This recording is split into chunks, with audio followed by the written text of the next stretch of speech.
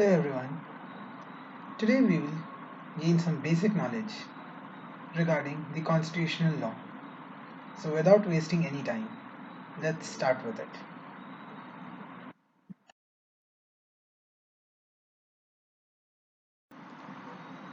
The first question is, which of the following statement is not correct?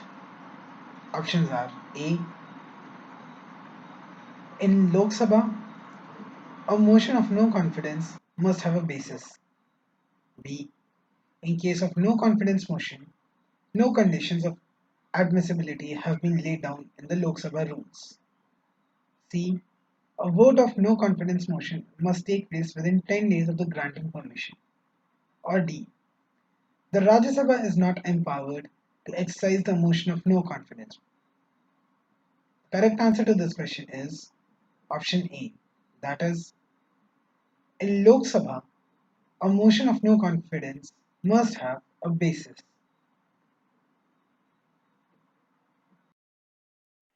The next question is, with reference to the motion of no confidence, consider the following statement.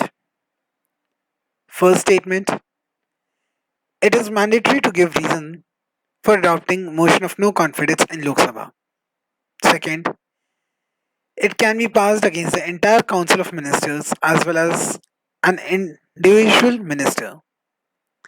Or third, if it is passed in Lok Sabha, the Council of Ministers will have to resign from office. Which of the following statements are correct? Options are A. Only first statement, B. First and second statement, C. Only second statement, or D. Only second and third statement. The correct answer to this question is option B, that is, only first and second statements are correct regarding a no confidence motion. The next question is, consider the following and choose the correct statement. Statements are, first statement, a person can be a member of Rajya Sabha and Lok Sabha simultaneously. Second statement, a person can be a member of Lok Sabha and Vidhan Sabha simultaneously.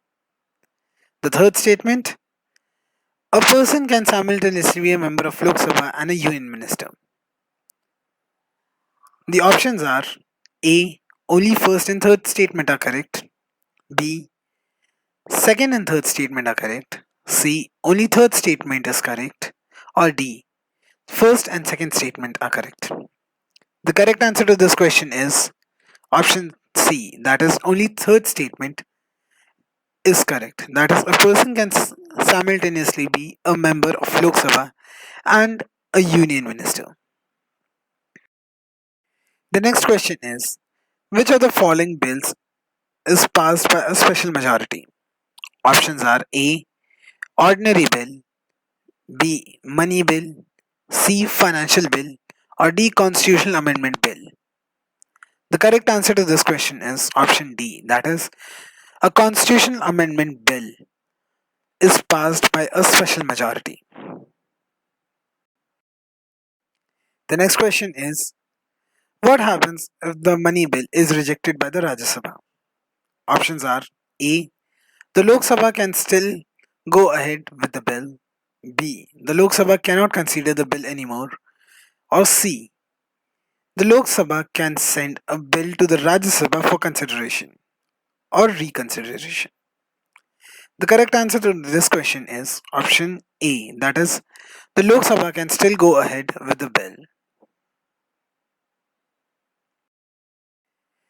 The next question is, protect the sovereignty, unity, integrity of India and keep it intact.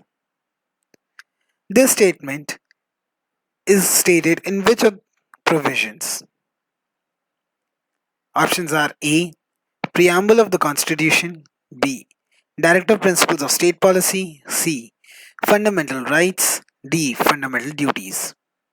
The correct answer to this question is option D, that is, fundamental duties states that to protect the sovereignty, unity, and integrity of India and keep it intact. The next question is which of the following statements is are correct regarding the fundamental duties of Indian citizen? Options are first statement, a legislative procedure is given to enforce these duties.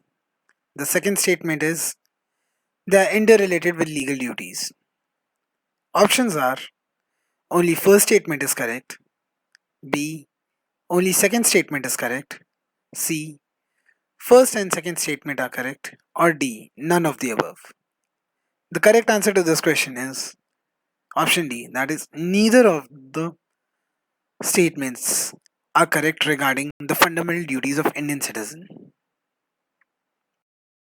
The next question is with reference to India, which of the following is the correct relationship between rights and duties?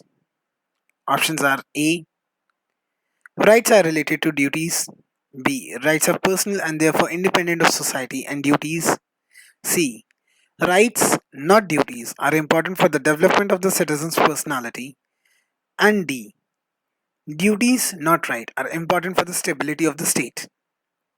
The correct answer to this question is option A, that is, rights are related to duties. The basic relationship between the fundamental rights and fundamental duties are that they are related to each other in some or the other way. The next question is when is the process of impeachment done on the president? The options are A, on violation of the constitution, B, on disrespecting the parliament, C, on not following the prime minister's advice, or D, all of the above reasons. The correct answer to this question is option A, that is, on violation of the constitution, a president can be impeached.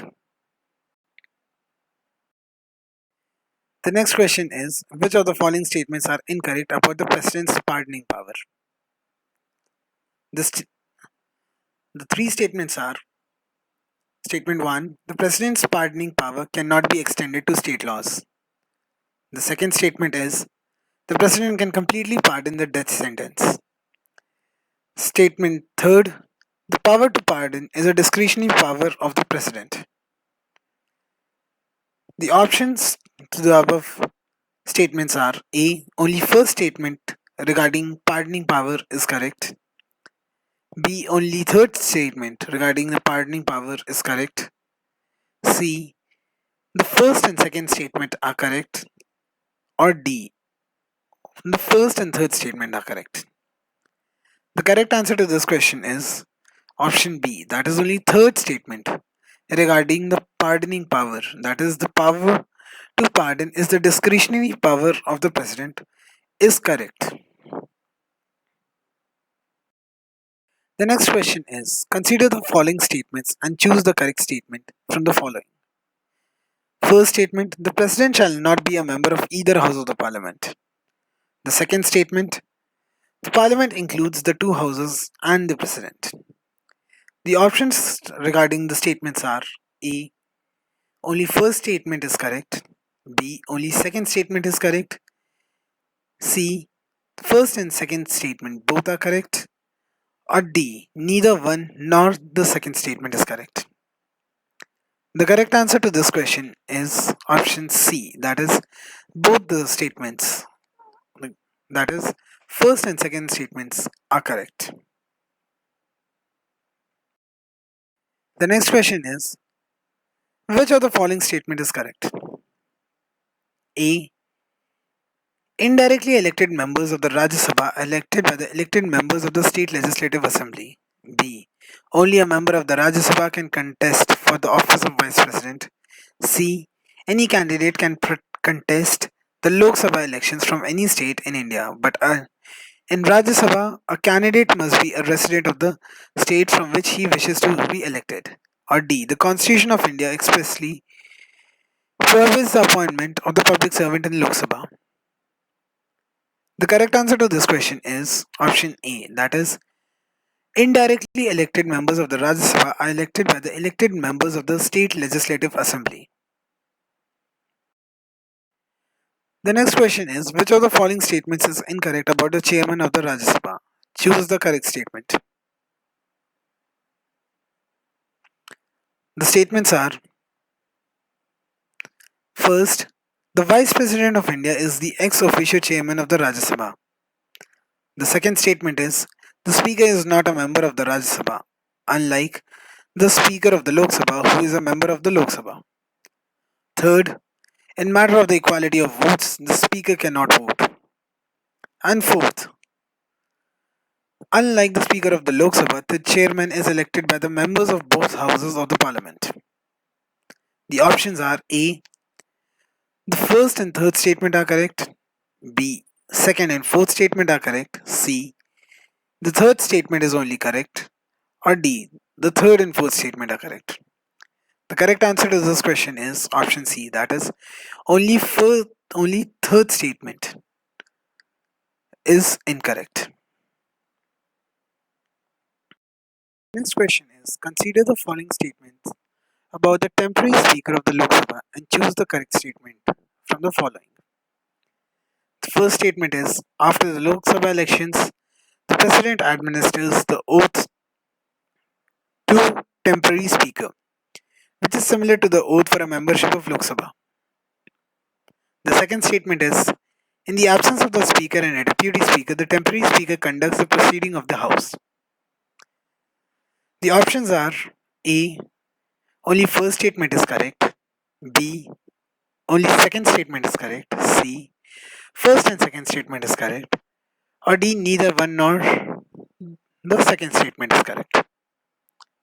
The correct answer to this question is option A. That is only first statement regarding the temporary speaker of the Lok Sabha is correct. That is, after Lok Sabha elections, the president administers the oath to the temporary speaker, which is similar to the oath for a membership of Lok Sabha. The next question is: consider the following and choose the correct statement. The statement are: first statement, the Speaker of the Lok Sabha has a power to adjourn the House indefinitely, but on the adjournment, it is only the President who can call the House. The second statement is: if a Speaker does not dissolve the or the term is not extended, there is an automatic dissolution of the Lok Sabha over a period of 5 years, even though no formal order of dissolution has been issued by the President. The third statement is: the old Lok Sabha Speaker remains in the office after the dissolution of the Lok Sabha and immediately before the first sitting. The options are: A. The only first and second statement are correct. B. Only second and third statement are correct. C. Only first and third statement are correct. Or D. The first, second, and third, that is, all the statements are correct. The correct answer to this question is option D, that is, first, second, and third, which means all the statements are correct. The next question is: in the circumstances given below, when does a bill dissolve on dissolution of the Lok Sabha? Statements are: first, when the bill is passed by the Rajya Sabha and is pending in the Lok Sabha. Second, the bill is passed by both the houses. Third, when it is passed by Lok Sabha and is pending in Rajya Sabha. Or fourth, the bill has been introduced and passed in Rajya Sabha and then returned from Lok Sabha to Rajya Sabha with some amendments. The options are: A. First, second, and third statement are correct. B. First, third, and fourth statements are correct. C. Second and fourth statement are correct. And D. First and third statement are correct. The correct answer to this question is option D. That is, only first and third statement regarding the dissolution of Lok Sabha is correct. The next question is: each bill is presented to the President after it is passed by both the houses of Parliament. The bill is converted into law as a result of the President's signature. Consider the following statement and choose the correct statement. First, The first hour of each parliamentary meeting is usually a question hour. Second, the 0 hour begins immediately after the ending of the question hour and continues till the day's business begins. Third, all the questions asked during the question hour are answered orally. And fourth, 0 hour is an example of the Indian innovation in the field of parliamentary proceedings. The options are A. Only first, second, and fourth statement are correct. B. First, third, and fourth statement are correct. C. Second and third statement are correct. And D. All of the above statements are correct. The correct answer to this question is option A. That is, only first, second, and fourth statement are correct. The next question is, which of the following steps can be taken by a House of Parliament during the first two readings of the bill?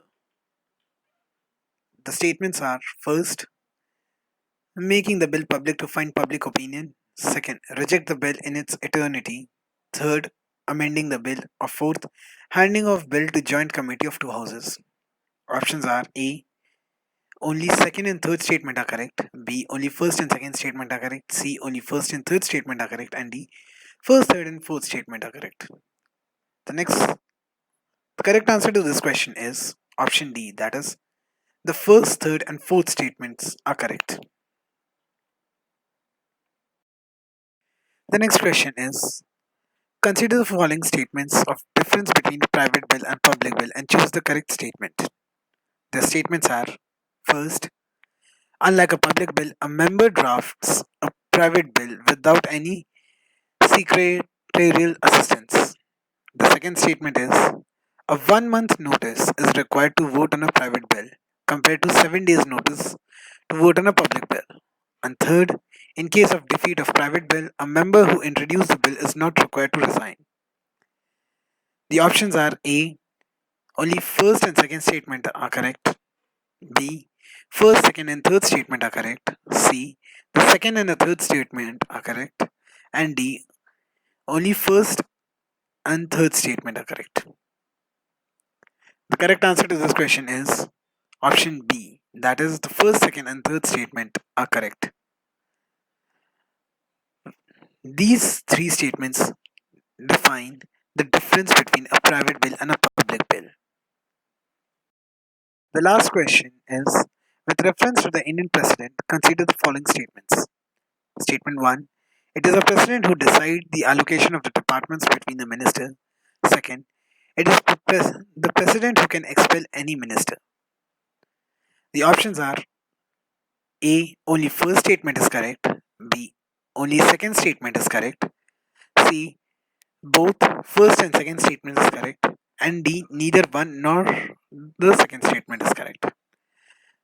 The correct answer to this question is option D. That is, neither one nor the second statement about the power of the Indian President is correct.